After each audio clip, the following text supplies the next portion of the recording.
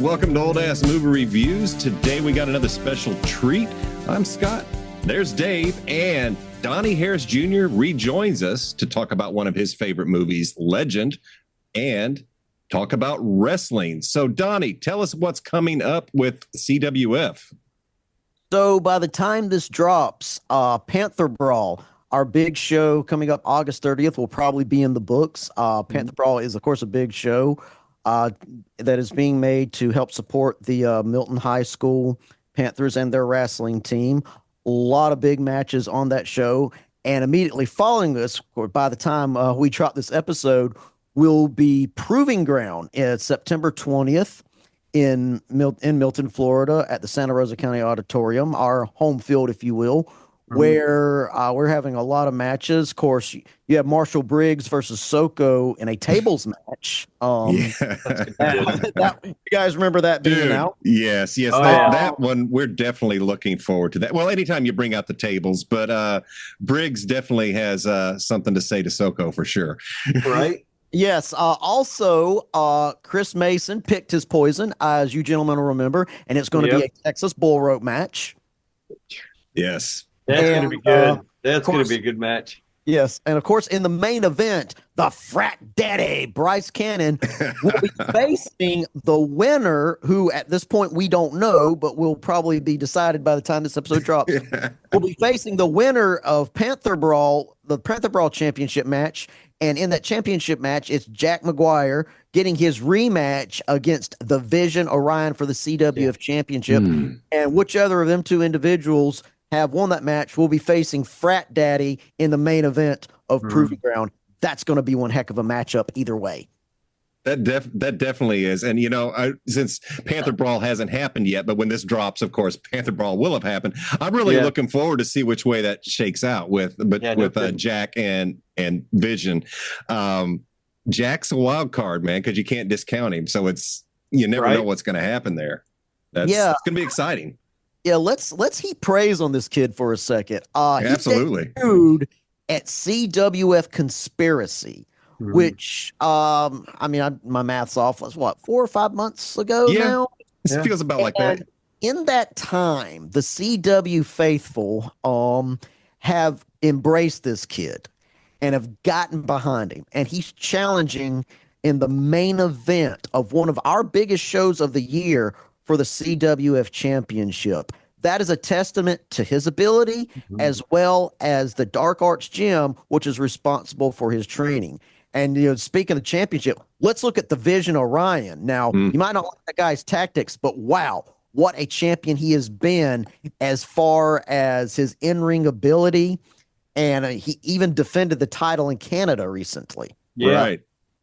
Yeah, so I agree. Say what you will about Vision. He checks every box, man. He's got the presence. He's got the skill. He's got the attitude. Nobody should be that good looking, is all I'm saying. It's just like, stop it. Mirrors are jealous of this guy. And also a testament to a lot of the new talent that we've had come in. The Sons of La Llorona, who are the former tag team champions. Yeah. Kirk Dartson and Ronan Laveau. Ronan Laveau, who we'll see in singles action again at Panther Brawl. That'll be good. Yeah, we're looking forward to that. Our new tag team champions in Cruz Rivera and Jay Villa. Both those guys really talented. And, I'm looking forward to seeing what's next for the pop star, Johnny Romano, our former CWF champion. Yeah. What's his next stage going to be? Speaking of former CWF champions, Desmond Tebow, technically a former CWF champion. And gentlemen, I keep the records personally. He is now in the record books for having the shortest reign in CWF history. What a reign it was. Yes, what a reign it lasted. Yeah. No bad matches. Do you recall, Donnie, how long that was before So it was taken from him? Do you recall right off the bat or no? The official time that is logged in the CWF record book of the D1 Championship is 2 minutes and 3 seconds, and that time frame was given to me by Desmond Tebow himself. Yeah, yeah. Some angry emojis followed the DM, but he was kind enough to give me the official time. Absolutely. Absolutely. I'd be mad as hell too. I get it. Yeah. You know? Yeah. Yeah. Of course, not how you want to end your day. And this happened because Chris Mason cashed in the voltage tag, which allows someone to tag into any match they want or create any match they want, such as challenging for the championship. So a big congratulations to Chris Mason. Yeah, who, of course, by the time who is facing Colt Manson, Chris Mason, Colt Manson, that is such a tongue twister right there. Yeah. Those two are facing off at Panther Brawl. So by the time this drops, who knows what type of carnage they've unleashed on each other. It's gonna be good though. Yeah, it's gonna be really good.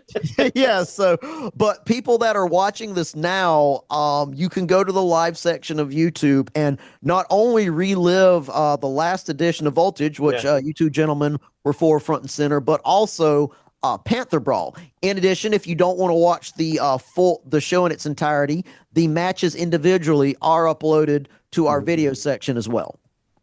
Yeah, I'm going to second that. Since Dave and I couldn't make it a couple shows ago when you were in Crestview, having that live feed was a blessing. We pulled up Zoom and it was like Dave and I were sitting next to each other. We talked crap the whole show and just watched it and cheered and yelled and everything. So I do recommend it. It's awesome that you guys get that and have that going live when there. So if you can't make it out to the shows, this is definitely an option to use. Yeah, I mean, obviously I like it because, I get to do my commentary. Shout out to my new commentary partner, Zach Steele. Well, I don't say no. He's actually been with us since January. But he was away from the announcers table for a little while. So it's very good to have him back. I love working with Zach.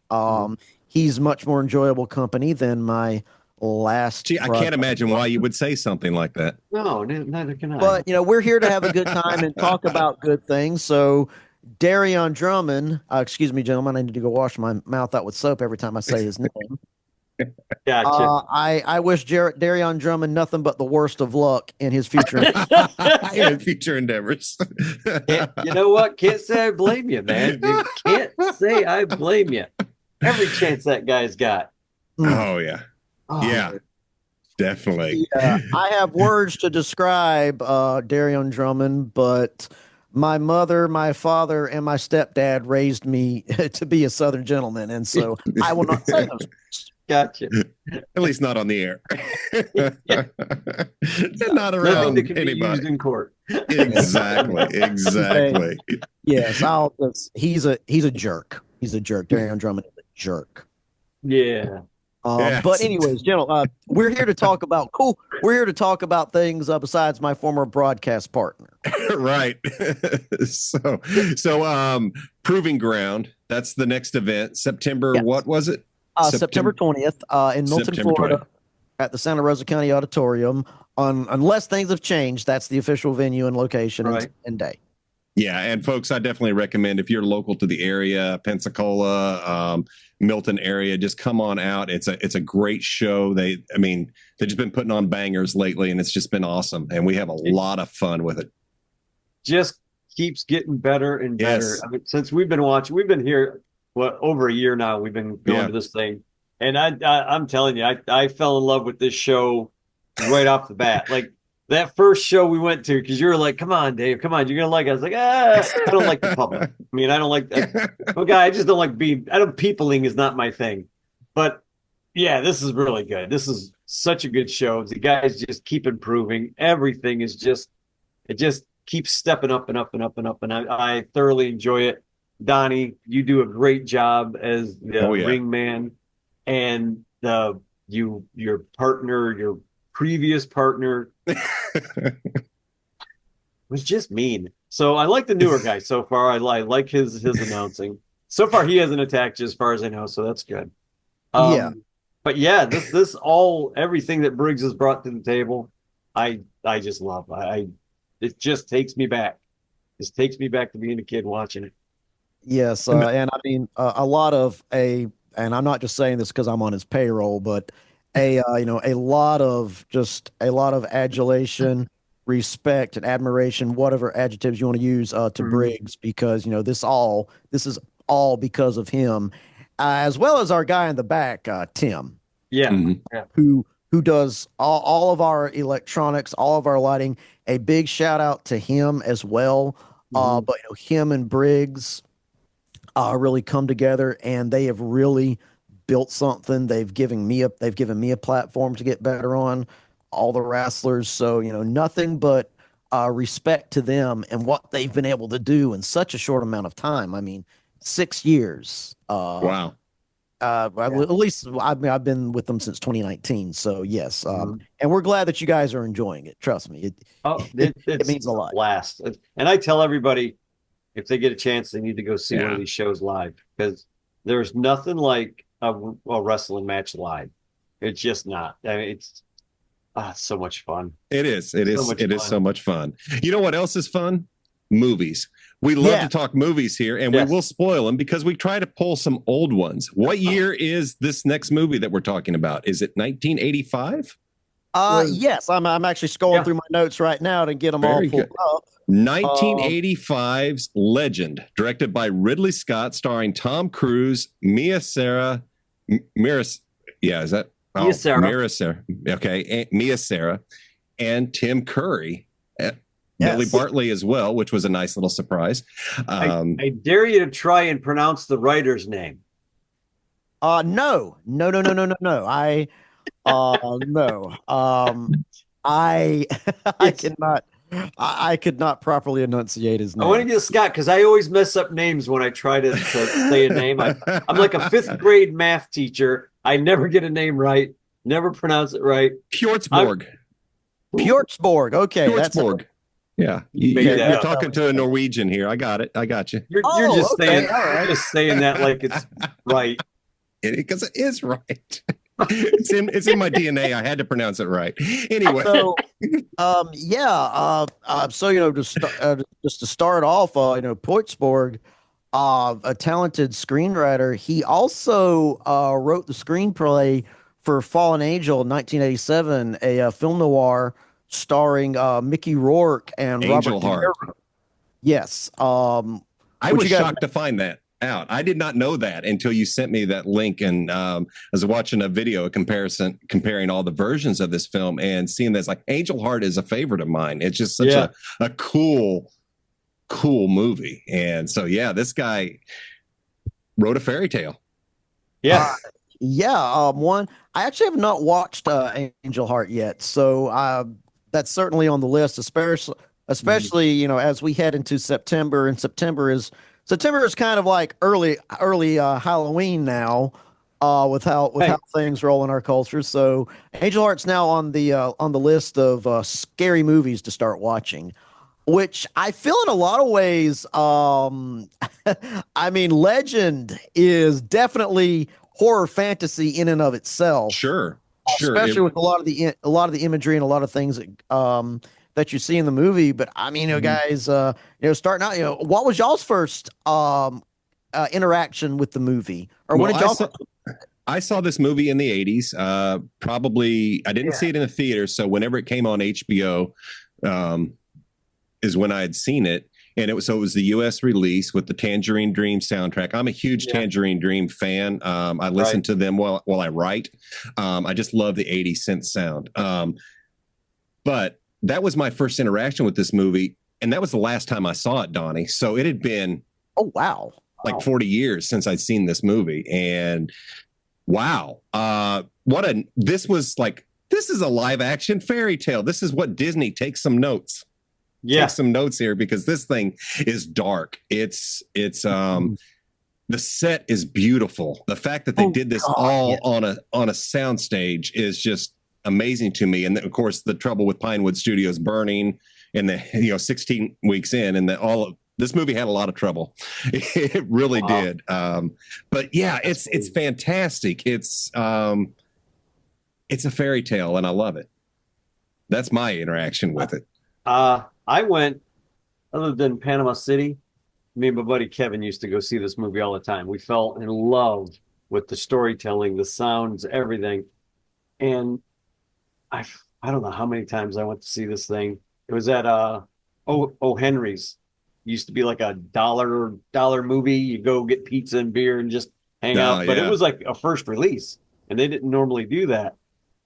But when Tim Curry comes out and he's dressed as the big devil, sitting there looking at this guy, and I didn't realize he was in the movie. I'm looking. I was like, holy crap, that's Dr. Frankenfurter. And my buddy looks at me and says, what? I said, that's Dr. Frankenfurter, sweet transvestite. And he just starts laughing. He's like, oh my God, it is. There's a, God, it's such a funny movie. Rocky Horror Picture Show used to show at that exact same theater on midnights on Saturday, on Fridays and Saturdays. And we used to go all the time to watch this damn thing.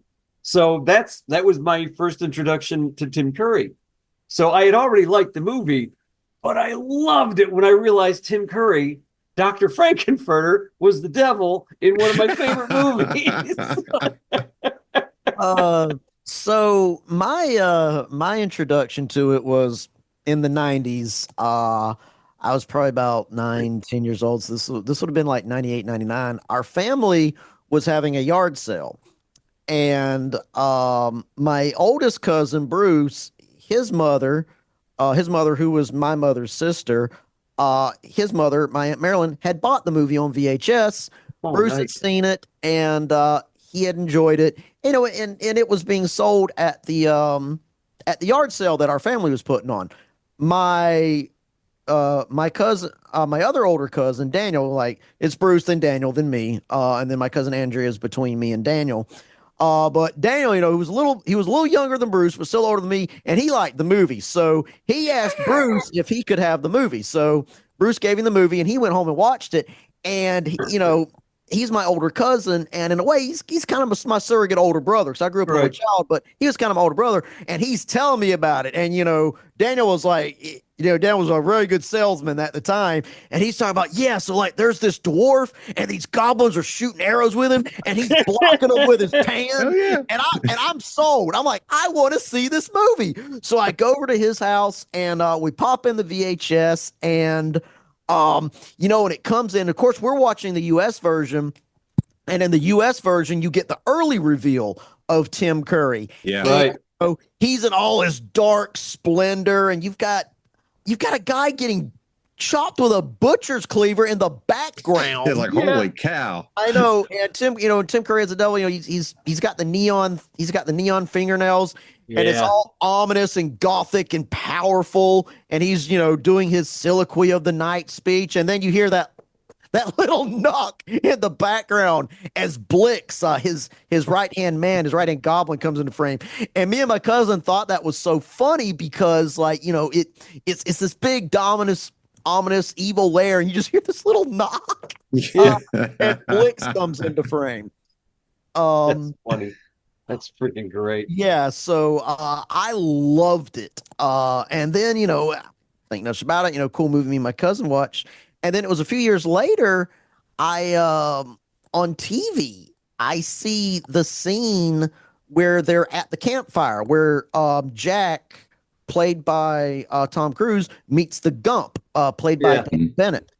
And I noticed that the scene was longer, that there were more things being said. And I'm like, what the heck? What, like, this isn't the movie. And then, so I go on Google because it was about 0203 at the time. And I realized, oh, there's a different version of this movie that I had never seen before. And I guess they were showing the European cut on TV at the time. And I'm like, oh, my Lord. So, you know, I begged mom and dad, because mom and dad's about 13, 14 at the time. And we go to the movie store, we rent the DVD, and I watch the director's cut, and I see the movie in its entirety finally. Nice. You know, with the commentary and all that. And, you know, it was then I started understanding, like, you know, what a director's cut was and all that. And come to find out, you know, there's 3 versions. The U.S. version, which I guess we all saw first, the European cut, which has most of the footage restored, and then director's cut, which is like the European cut, but just has all the footage restored. And musical numbers. Yes. The European cut uses the soundtrack that was penned by Jeff Goldsmith, I believe was the composer. Jerry Goldsmith. Yeah. Yeah. Okay. For the U.S. release, they wanted a more pop sound, and so they hired Tangerine Dream. And all the versions are good, but I really think Tangerine Dream's soundtrack really lends itself better to the movie. Right. And it really matches the visual better. It just really has this real ethereal synthesizer themes. Like, I would challenge people to watch the dance sequence where Mia Sarah's character is being seduced by the dancing dress, and compare the two soundtracks. And I really think, like, and no offense to Jerry Goldsmith, obviously his composition was great, but I really think Tangerine Dream like really nails it. I agree. And that when I was watching the comparisons, showing it, seeing Jerry's score or hearing that, it's beautiful. It's just what you'd expect in a fairy tale with these visuals, and it really works. However, being a child of the 80s and hearing that synth pop and that sound, that's the soundtrack of my life. And I just vibe with it, with the fantasy setting and the dark synth sound. It's just really, really cool. For me, it was like, when I was growing up, especially, when I started becoming a tweener and a teenager in the 2000s, there was really a renaissance of 80s IPs and just 80s culture as well. And, I kind of got swept up in that, retroactively. So I really enjoyed the Tangerine Dream soundtrack more. Like I said, not to detract from Jerry Goldsmith. No, it's brilliant. But I just really prefer Tangerine Dreams. I really think they did a phenomenal job of doing that. With that said, I think the director's cut is overall better movie because things are just so much more fleshed out. Speaking of which, I guess we really need to discuss the plot.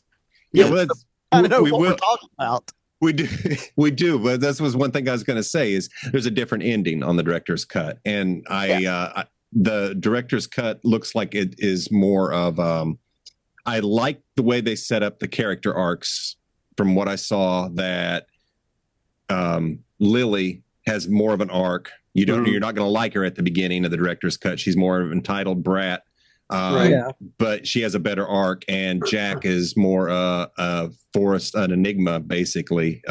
He's like part of the forest, so it's very fantastic sounding. I'm going to get the Blu-ray and watch the director's cut, definitely. I've never seen the director's cut, so now I got to find this director's cut and buy absolutely it. So Donnie, since this is like one of your favorites, tell us the plot, the story of Legend.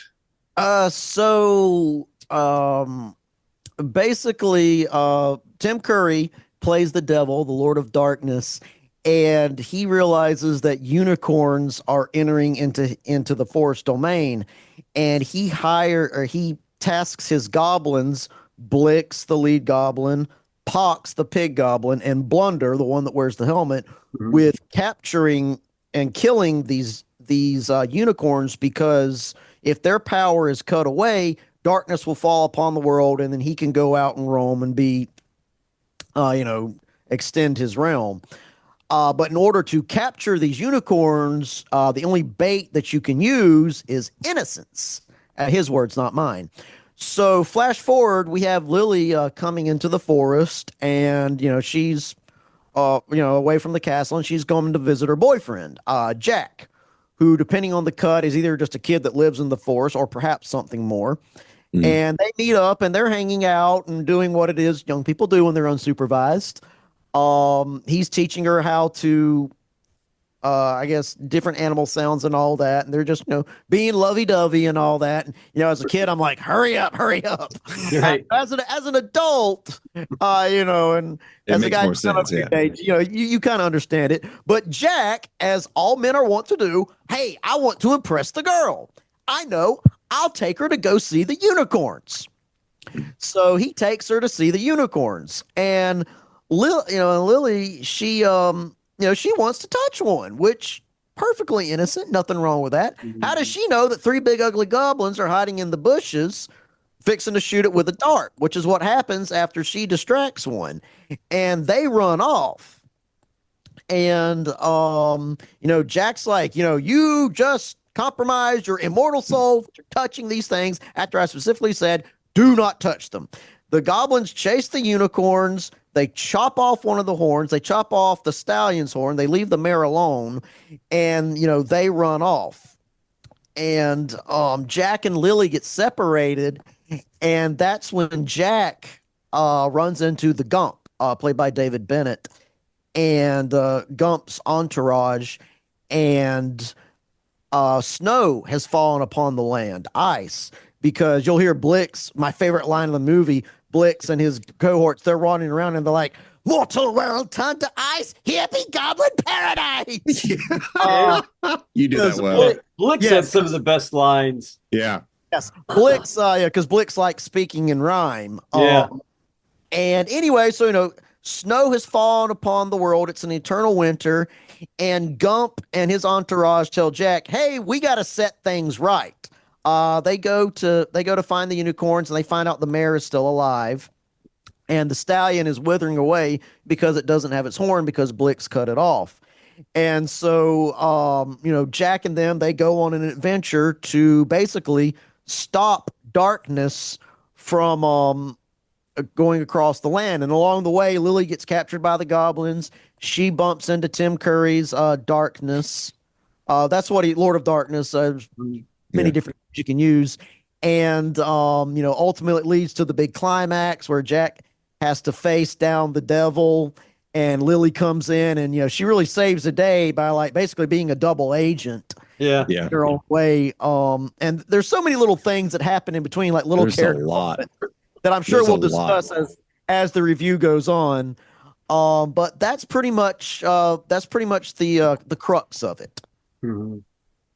Yeah, well, I think you nailed it. Have a good day. That's it. No. there's a lot here. That is the crux of the story. And it is, and at its soul, a fairy tale. Mm-hmm. But it's also very deep. There's a lot of lessons here. There's a lot of messaging. There's a lot of this is a good movie. It's a dark movie. Physically, it seems a little. Physically, a very dark film. Yeah, it's a very dark film, and looking at the differences between the European cut and the U.S. cut, the U.S. cut's darker. It seems a little more violent, a little more sexy, which was an interesting choice for all of that. Mm-hmm. But there's a scene in here that it just struck me, and it was when Lily is at the village and she's talking to the woman in her little modest hut or whatever. And I forget exactly what she says, but she just tells this woman how she's richer than anybody else, or she has more than everything. And it was just kind of a moment there. It's like, okay, that Lily comes from some sort of royal lineage, but she is of the people. She's right there with them. So you really see into her soul a little bit right there. And it was a moment that I thought was pretty good. But that's go ahead. No, I'm sorry, I was done. Yes, Lily, she's very likable. I think there's a little bit of puckishness to her. I think, at least, especially early in the film, I mean, it's very obvious that she, at least on the mature scale, is more mature than Jack, and she kind of has him wrapped around her finger. Because after the unicorns are hunted down and Jack and Lily are by themselves, I mean, he's like totally aghast that, she touched the unicorns. They're not aware that the unicorns are being hunted down because one of them got pricked by a dart and they run off screen. But he's like, hey, what you did was not good. And she, just kind of, in her innocence, not really understanding the ramifications, brushes it off. And then she's like, hey, I have a challenge for my suitors. Whoever catches this ring will, is to be my husband. And she chunks it in the water, and Jack, without a second thought, boom, in that water. And that's when the blizzard and the winter hits and how they get separated. And it freezes over. That's a scary moment. I remember watching that when it first came on and then seeing it again. And it's like, man, that made me claustrophobic because I can't imagine coming up and then there's ice. Yeah. Yeah. Quick. Yeah, but I mean, I just always laugh. It's like not a second thought. Like he's like, Yeah. he's like, I'm she gonna had him. marry this She girl. had him. Yeah. She had him. She knew what she was doing. And that was one of the differences I saw in the cuts was, I guess in the director's cut, she responds about the unicorns like she don't care. She says literally something along the lines of, I don't care, when he tells her not to touch or don't go. And it's like, wow. And that I think would have helped her arc. I see where he was going with it. I definitely want to watch that, but it's funny. There's absolutely nothing wrong with the US version. So it's just different. The only one I've ever seen. It's the only one a lot of people have seen. Yeah. So, I mean, like the European version and the director's cut, they give more moments to the scenes, and they give the characters more time and they give more context, such as, for instance, the campfire scene. So, the winter is hit. Jack gets trapped under the ice. Lily is kind of off by herself. Jack breaks out and he goes hunting for Lily. He breaks from the ice and he wakes up in a camp. The camp of Gump, played by David Bennett. And interesting little fact about Gump, excuse me. Now, and I'm checking my notes here so I get my names right. But now Gump is played by David Bennett, but Elise Clayton, who also, she's Blix. Mm-hmm. She plays Blix, but she actually dubbed the voice for Gump as well. Mm-hmm. And if you listen real closely to Blix and Gump speaking, you can tell. Yes. So she is the MVP of this movie. Wow. Yeah. But getting back to what I was saying, Gump shows up and he's talking with Jack. And, Gump, even though, he looks like a kid, he's thousands of years old, and he's like a kid talking to his, like how when your dad talks to you and he already knows you did something wrong, but he's giving you a chance to come clean. And he's like, did nothing untoward happen today? Sure, you don't want to tell me something here, Jack. And at first, Jack is like, no. And then he comes clean, goes, I took Lily to see the unicorns. And Gump, you did what? A mortal hand touched the unicorns. Now, in the U.S. release, Jack just says, I did it for love. And Gump's like, oh, well, that's okay. Yeah. Now, in the European version and the director's cut, Gump is like, you upset the balance of the universe and you don't think you can pay the price?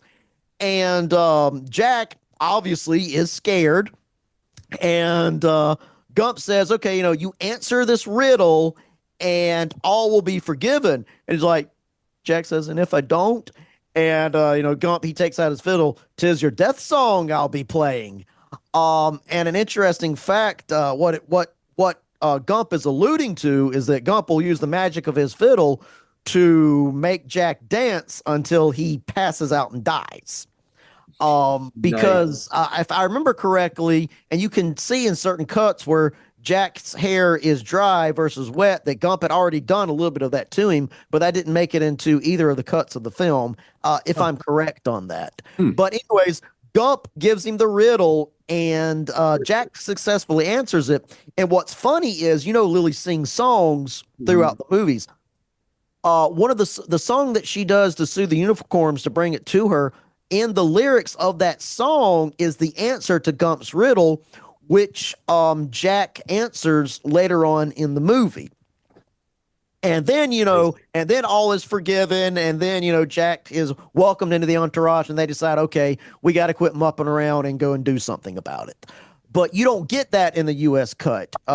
It's more fleshed out in the European and director's cuts, which is, why it's just why I favor them despite the Tangerine Dream. Right. This just makes me want to see this movie more as the director's cut or the European cut. Yeah. Makes me want to see this even more just to see what's changed. Sorry, go ahead. No, I go. I don't know where I was going. Yeah, it's like something else that's like more fleshed out is Meg Mucklebones. Robert Picardo. Wow. Yeah. Wow. Yes. What an actor! What an actor! Oh yeah. But all the way from here to Star Trek. Yes. Actually, and it's kind of funny. Star Trek Star Trek actors apparently really have a niche for for also going off and doing fantasy films, because a lot of the Star Trek: The Next Generation provided voice work for Disney's Gargoyles, a great series in its own right. Yeah. But getting back to what I was talking about, in the European and director's cut of Legend, you get more of Meg Mucklebones, because in the U.S. cut, she pops up and Jack sweet talks her a little bit, takes a sword, lops her head off. In the director's cut, the scene is much longer, and Meg Mucklebones isn't fooled at first, and she actually realizes what Jack is doing. And she's like, oh, clever boy, because she realizes he's reaching for his sword. Mm-hmm. And he uses his shield to kind of like keep heaping on the praise. And it's finally at that point that her vanity gets the better of her, and it gives him time to kind of get in position before she attacks him. But that extra beaten moment that really builds the tension is like of Jack's peril is kind of missing in the U.S. version versus the European and director's cut. Once again, why I prefer those visuals is like it really fleshes that scene out more. That's cool. That's a good thing to know. And I've seen movies like that, like you said, storytelling wise, they'll stretch it out. They'll do more. Like the director's cut of Blade Runner. I like that cut. I don't like that they took the narration out, the voiceover, and everybody, like the director didn't like the voiceover, the actor didn't like the voiceover, and I'm like, that voiceover for me made it nourish and made it a certain thing. So when they took that out, I don't necessarily watch the director's cut as much. I like the storytelling aspect of it to a point, but for me, they took one thing out that just changed it too much for me. So I go back to the original theatrical release all the time. So I'm curious as if anything in this would change my, not change my opinion of it, but make me go, no, I'm going to stick with the original version that I saw, because it's, I feel that it's told better. It's like a nostalgia Tangerine factor Dream too. alone is Tangerine Dream alone enough for me to go, I'm out. You guys took out Tangerine Dream. It does change it. It changes the whole vibe. It changes the whole feel. It becomes a completely different movie by changing that soundtrack. And that's why I'm anxious to take a look at it. Yeah. But I mean, so let's talk about the world they created. Oh, I mean, dude. The characters, the makeup. I mean, who was y'all's favorite? Well, I want to talk very broadly. The universe they set up, all on a soundstage. It's amazing. It looks like it's freaking outside. There were a couple of shots that they had to have shot them outside. If they didn't, it's even more amazing to me that it was indoors. But the makeup, they don't do that kind of thing anymore. Not so much. And they don't make movies like this anymore. No. Because in-camera stuff for me works and lasts a lot longer. Yeah. My favorite makeup design out of all of them has to be Tim Curry. Oh, the fact brilliant. when he's walking through that big the mirror or the dimensional door, whatever, and his cloven hoof comes down on the ground first, and you're like, holy crap. And then you see him all with his cloak and his monster muscles, and he's just huge. He's just a monster. And you're like, holy crap. That just the camera angle alone pointing up at him makes him even more ominous. But I got to say, for me, the best makeup job would be Tim Curry's, and then the little fairy that I don't remember the name of her. Una. Yes. Yeah, Una. And because she's so quick, she only shows up for a second. But the minute you see her, you know that it's the same little light. It's the same little girl. Well, little girl, she's probably 12,000 years old at that point. Yeah. But it's such everything's sparkly. And I don't know how they got that much sparkle. I mean, they must have been hitting these people with a ton of light to get all the sparkling going on at all times. But yeah, I think those two are probably my favorite, because hers is way simpler than Curry's, and it's a little bit more simple than, well, it's a lot more simple than all the goblins and the little dwarfs and everybody else. So she falls like right in there, like so simple with a lot of sparkle, and Curry's absolutely packed out. And I can't imagine how long it took him. Oh, good Lord. That makeup. Oh yeah, God bless him. And I think like they even like they had to like basically attach a helmet to his head to screw in the horns. God bless the man for being able to sit through that. But I'm with y'all. I love the I guess the term is the practical effects. Yeah. And just how just how the world comes together. All the makeup for the goblins and all the characters. From a personal standpoint, I guess my favorite character is Blix. I just love the guy. As we said, played by Alice Playton. And the goblins in general, all three of the goblins, I think, are cool. They work really great as a as a trio. Blix is the leader. Yeah. You got Pox, who he's kind of just going on with what Three Blix Stooges does. Yeah, and then you got Blunder, who is kind of the idiot of the group, quote unquote, and he's just picked on by Blix, and Pox is just there cheering him on. Right.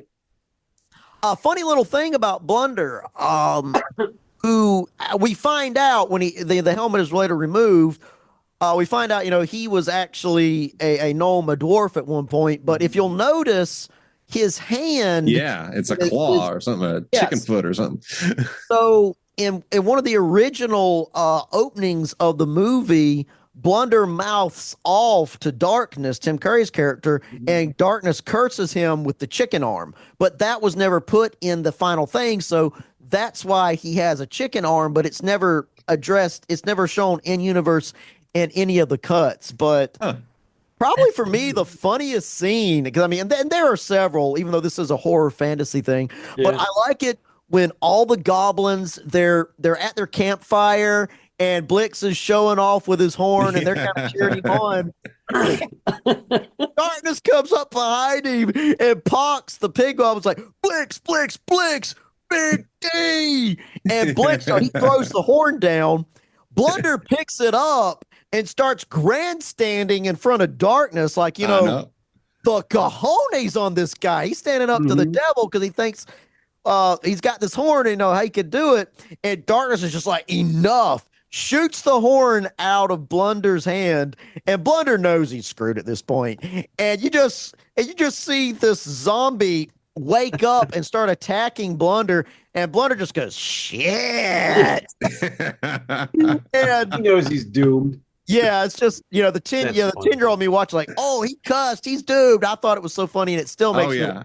Absolutely. It picks him up and it starts walking and it jumps into the cavern and, Blunder like, adios, amigos, which, it's never addressed how this goblin, is fluent in Spanish, but it works. Yeah. It absolutely works. That's, I'm going to go back to the makeup, the costuming, the practical effects. And this is something that Dave and I talk about all the time. If you shoot it in practical effects like this, it will stand the test of time. This does not look like an old movie at all. If this would have been CGI'd back then, my God, we would be tearing it apart. It would look atrocious at this moment. So which is exactly what I told Kat. Like when they're in that in Darkness's empire, and she's doing the dance, and she's walking around and running, and Una's chasing her around or following her to the doors. I was like, now that whole set would be in CGI, and in 2 years it would look like it was in CGI. It would have no soul. Exactly. No soul. But here they built all that, or it was already there, and they just found it and went there. You know what I mean? It's just amazing to me what they did back. They created quite a fantasy world, and to me, the casting is perfect in this. Mia Sara is. From the moment you see her, the way she lights up the screen, from her costumes and everything. Got to go get my dogs. I'll be right back. the way what she brings to the screen, there's your princess, and with the music, and then seeing Tom Cruise. I mean, you've got beautiful people surrounded by a beautiful landscape, and some really ugly, dark characters in there juxtaposed. And there's a lot of about duality in this movie. It's just I can't thank you enough for suggesting this, because I hadn't seen it in forever. And it's like, man, I just really fell in love with this. It's like, it's a fairy tale again. I'm just happy. Yes. And, we talk about the way it feels and all that, like it's kind of funny is like how the endings are shot. Of course, the US version, which we've all seen, you have the music video ending where everything's kind of, put back. Love by the Sun, I believe is the name of it. But, Lily and Jack run off together and everything's all happy. Although we see that final visage of darkness because, as Tim Curry's character says, you can't really get rid of me. Yeah. In a way, I kind of like that. And that's a good version. I really like the European and director's cut in that, it's a little bit more, a little bit longer. Jack, in both versions, Jack does get that ring. But in the US version, it's kind of like they run off to live happily ever after. In the director's cut and in the European cut, he wakes her back up. And she's like, "Oh, was it all a dream?" And he doesn't really say yes or no, but she's like, "Oh, okay." He puts the ring back on her, and she goes, "No, keep it as a keepsake to remember me by." And then she just kind of says, "Hey, can I come back tomorrow?" And he's like, "Yeah, sure." And she kind of runs off to do whatever it is the world's leading her to, and then Jack kind of runs off on his own. And in a way, I kind of like, I don't know, there's something about that. It's like, hey, we've shared this time and this adventure together, but that doesn't mean we're going to be together forever. We have different destinies. But we'll always remember each other. I kind of liked that, and that kind of bittersweet ending in a way. Yeah, it leaves Jack as a very ambiguous character there. It's really neat. I definitely have to watch another version here just to see it all go down. In fact, I'm ordering it right now as we speak. I'm going to order it as soon as we get off. So anyway, but yes, this was a good choice. Definitely an 80s movie. And as I said earlier, this is what a live action fairy tale should look like. And that's Disney, take notes. I'm just saying, look at this. I have no faith in Disney. You know how I feel about Disney. But there are other companies out there that I think could pull this off. Oh yeah. And there are plenty of companies.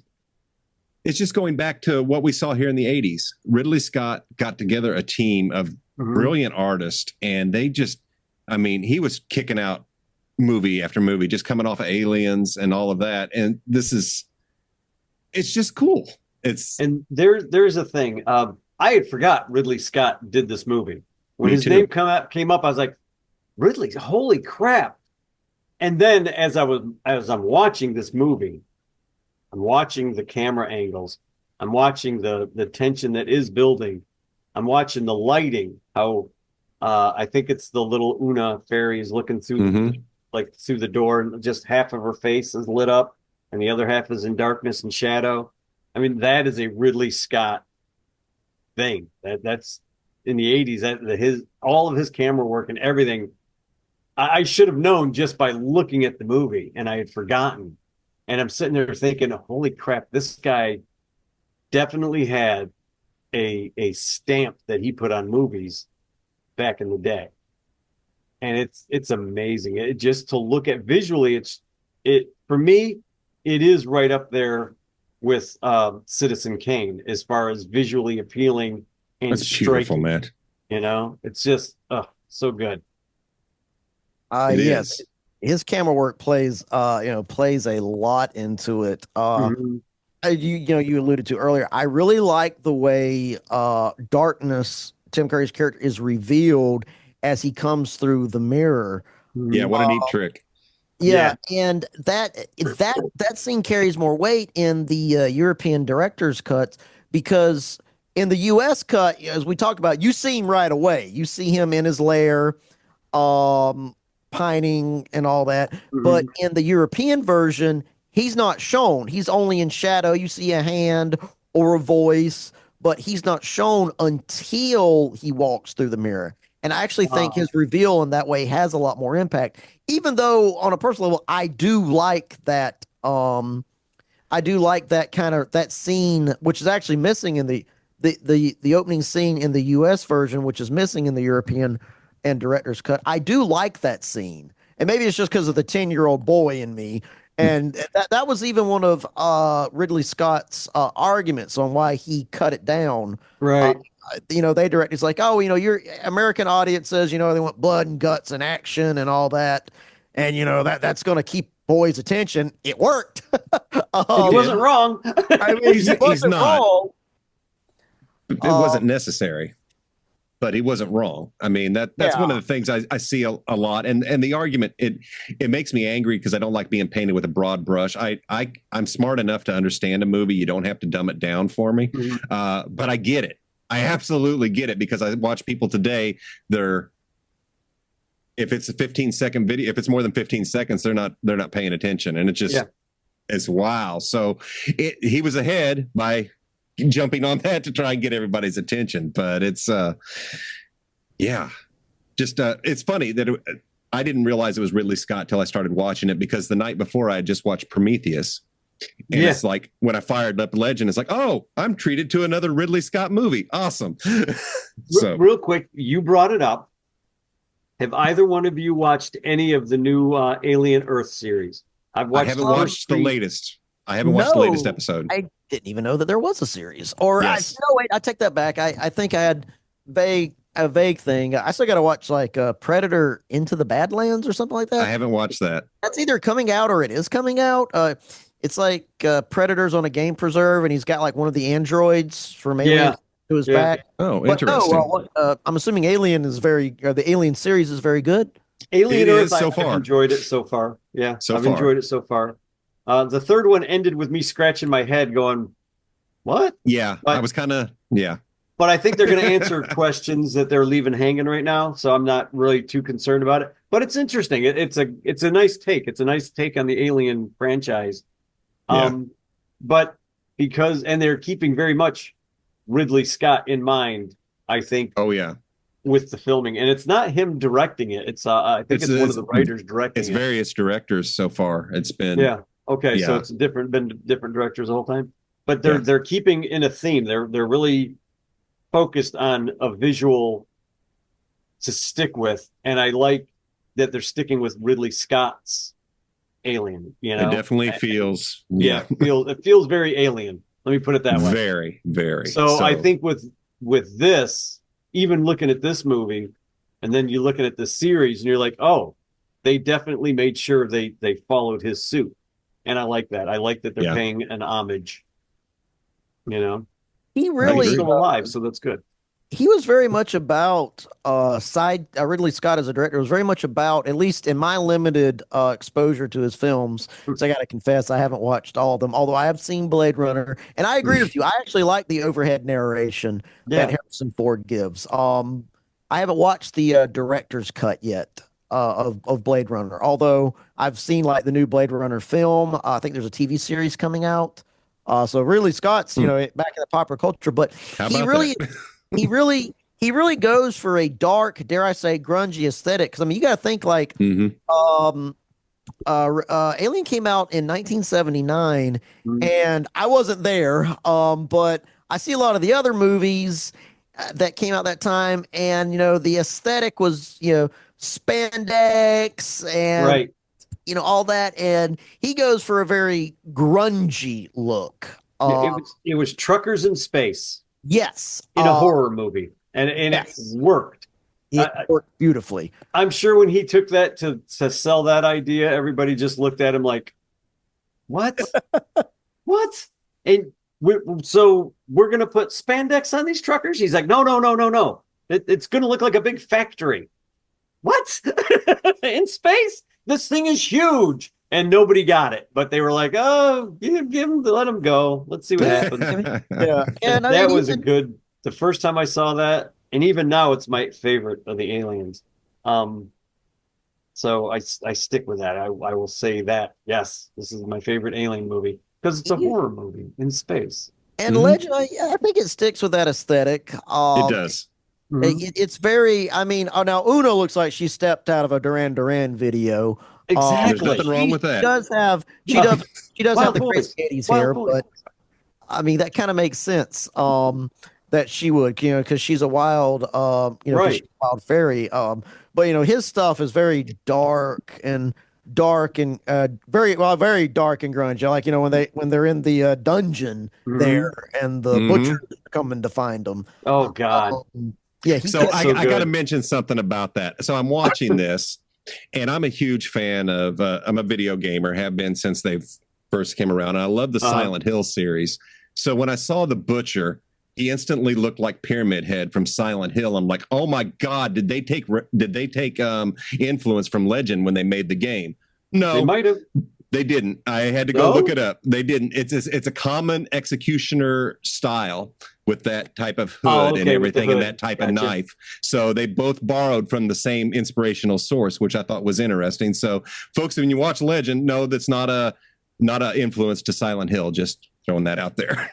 That's funny. That's funny. Yeah, but still, I love the tension because to bring in the plot, they realize that they need light in order to kill darkness. So Jack gets the idea from when Lily showed a little shiny little foreshadowing there at the beginning of the movie with so they go to the kitchen and the executioners are also the butchers and the cooks.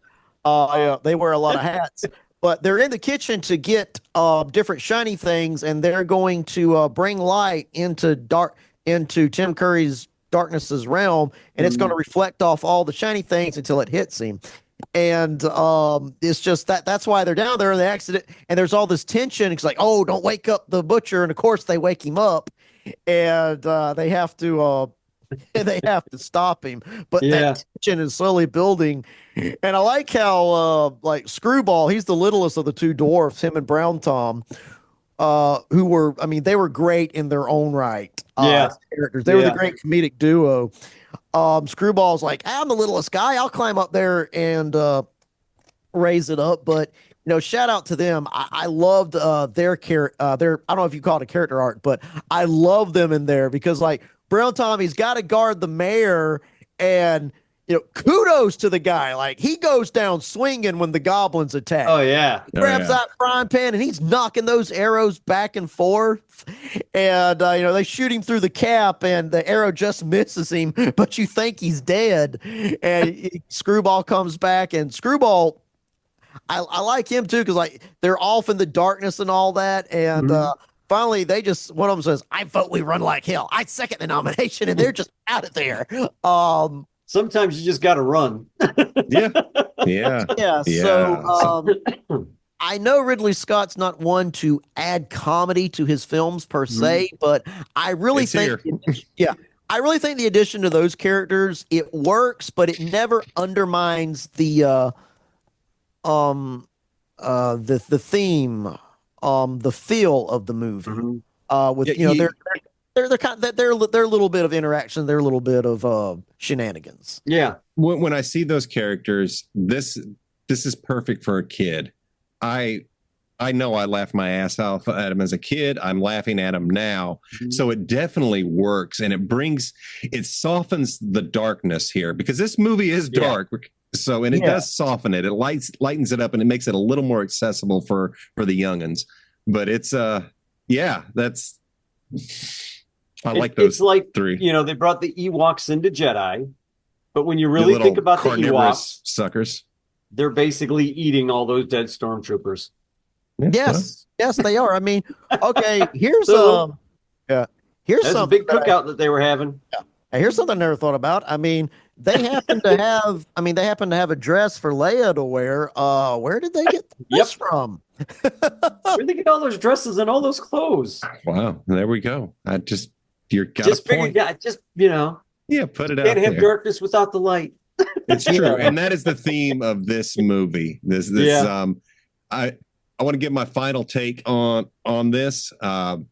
This is a must watch. This really jumped up in my list of favorite films. It took me back to being a kid, and I love a good fairy tale. And this is an original. It's just it's beautiful. Love it.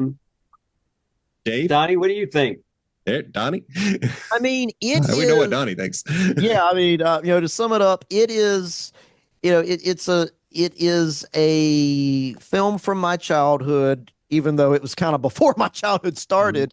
Right. I love it to death, and it's in a long line of, and I think it fits in this genre as well, sword and sorcery that I love, because as you guys, I mentioned earlier, I love sword and sorcery. And I love the practical effects of it. It stands the test of time.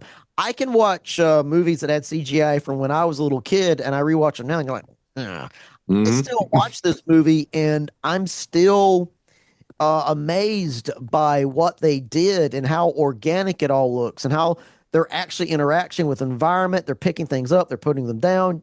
The actors can touch things. If nothing else, no matter which version you watch, the aesthetic and the atmosphere of the film is top notch. And I hope, eventually one day, none of us three will be here, but I hope this movie stands the test of time, and future generations will watch it. And I hope they are able to watch all versions, just for the comparison, especially if you're a movie buff, for the compare and the contrast. Right. Ultimately, I like the director's cut more, I think, because it does follow Ridley Scott's original version. With that said, I still do like the U.S. version, and I will say that I think Tangerine Dream's soundtrack was superior and better captures that kind of alien world, if you will. Yeah. Good call. My take is you both made me feel really old because you saw this as kids. I saw this as a young adult. Well, in 85, I would have been 15, so I was probably 16 when I saw it, if that makes you feel any better. Makes me feel a little bit better. I was not, Jared had not yet Donnie had not yet made his entrance. He was waiting in the wings. You were back in Gorilla. Yeah. I love this movie. From the first time I saw it, it was cast. There's not a bad cast member or actor or actress in this movie. Like, I couldn't have gone back in time and picked somebody else and swapped them out and said, no, this actor or this actress is going to be better. Mia Sara she's beautiful. I'm not even sure how old she was. I'm guessing 17. About 18. She was 17 on this, yeah. She was beautiful. And then you had freaking Tom Cruise, who was just still very handsome. I mean, young guy, handsome as hell. And then you had everybody that fit their particular characters perfectly. Good script, good direction. The lighting, I mean, let's talk about that lighting for a minute. Holy cow. You had to be on top of your game because you couldn't light everybody the same in the same room. Because of the makeup and everything. So kudos to those guys for getting everybody's, light on them perfectly, because it all worked really well. So, I love this movie. I can't say see this movie enough. If you got kids, if you're just a fan of fantasy, don't have kids, if you just don't like have movies, kids, if you just are a fan of fantasy and like you said, sword and sorcerers, but there is a movie called The Sword and the Sorcerer, by the way. Good movie. Yes, there but is. If you're into sorcery movies, this is it. This is a good movie. This is so 80s. This is so 80s, and I love 80s movies in the best possible storytelling way, though. Yes. Like Alien, the movie is very 80s, but you couldn't make Alien now because everybody would want to be 12 years old or 15 or or have a cell phone on when they're talking. We're doomed. We're never going to get off the ground anyway. So that's a whole nother topic. It's okay. We got that big alien spaceship thing coming. We're fine. We're saved or we're doomed. We're saved or we're doomed. I'm not sure. Hey, now, y'all taking shots at my generation and the kids of my generation now. No. I would say younger than you, a lot younger than you. And even then, I'm seeing some kids that you were talking about, kids watching TikTok. Like, it seems like the younger generation doesn't want to see modern movies, but they'll go back and they'll watch the stuff you and I are doing. Yeah. They'll go watch. Yeah, so there's hope. There's hope. Yeah. So I'm like, oh my God, these kids like old movies. And people are like, well, why don't you like the new ones? And they're like, because it's all fake. You can look at it and tell. Yeah. So yeah, that's. As a kid myself who liked old movies, I hope as I transition, I'm only 35 right now, thank you. But as I transition to my old age, I hope the younger kids will have love for old movies the way I did, so that spark will continue. Right. Wow. No, I love. The more I talk to Donnie, the older I feel. Yeah. Johnny, I gotta go. Past my nap time. Yeah. No, I had my nap. I'm good. How embarrassing. But yeah, that's just the way it is, man. Can't wake up at 4 o'clock all the time. Folks, want to thank you very much for coming, Donnie. I can't thank you enough for joining us and sharing, promoting Proving Grounds, CWF, the independent wrestling scene. It's a love of Dave and mine that we just, it's a great night out. Yeah. It's a lot of fun. And I really thank you for the recommendation of this movie. Yeah. It's been a long time since I've watched it. So yes. Thank you very much. Greatly appreciate it. If you like our show, please hit the like, hit the share, hit the subscribe. You can catch us wherever you listen to or watch podcasts. So catch you next week. Wait, hold on. Yes. Donnie has a podcast that he does interviews on, and I'm sorry, it's on the CWF channel, but I forgot what you call it, Donnie. So Behind the Barricade. That's it. It's with the Guardians Legacy, another promotion I work for. Mm-hmm. When I'm not at the CWF, you can catch new episodes of that by going to the Guardians Legacy awesome. Our Facebook page. I'm also with Kraken Pro Wrestling. We have new episodes dropping every Thursday night, but at 7:00. So of course, like and subscribe to those. But CWF September 20th, Proving Ground is coming up.